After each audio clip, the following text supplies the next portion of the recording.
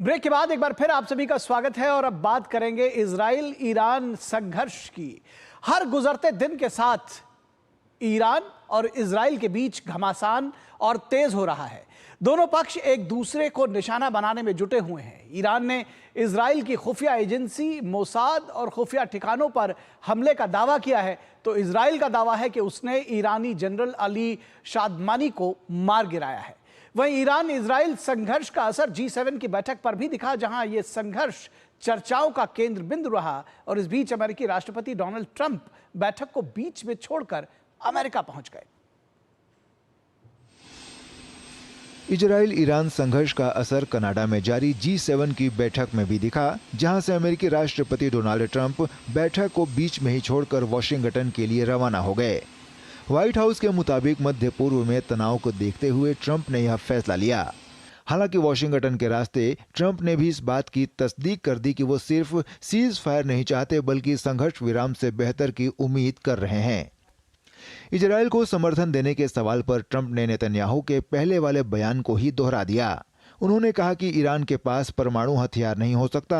Tehran खाली करने के बयान पर प्रतिक्रिया देते हुए ट्रंप ने कहा कि वो सिर्फ लोगों को सुरक्षित देखना चाहते हैं।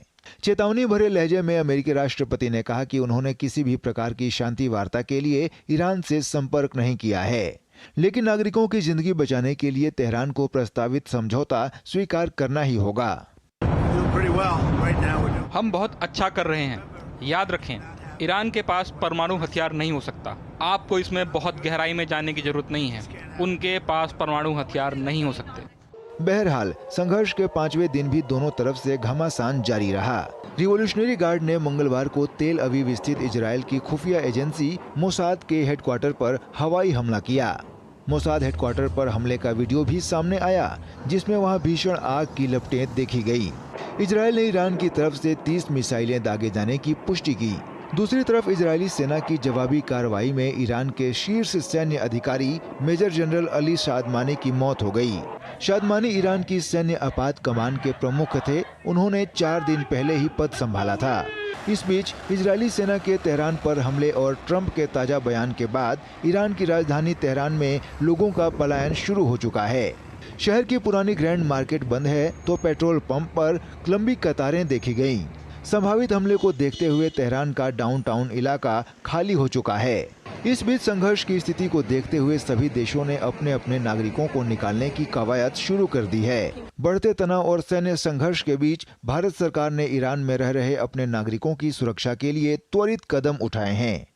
तेहरान स्थित भारतीय दूतावास ने स्थानीय ईरानी अधिकारियों के साथ समन्वय कर भारतीय छात्रों को सुरक्षित स्थानों पर भेजा है। हालांकि ईरान के हवाई क्षेत्र बंद होने के कारण एयरलिफ्ट संभव नहीं है, इसलिए भारतीय दूतावास ने वैकल्पिक मार्गों का उपयोग करते हुए लगभग 100 भारतीय नागरिकों को सोमवार को अर्मेनिया के रास्ते सुरक्षित निकालने में सफलता हासिल की है।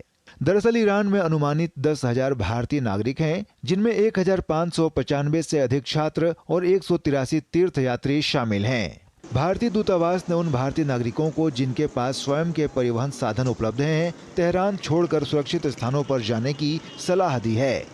Bureau report, DD news.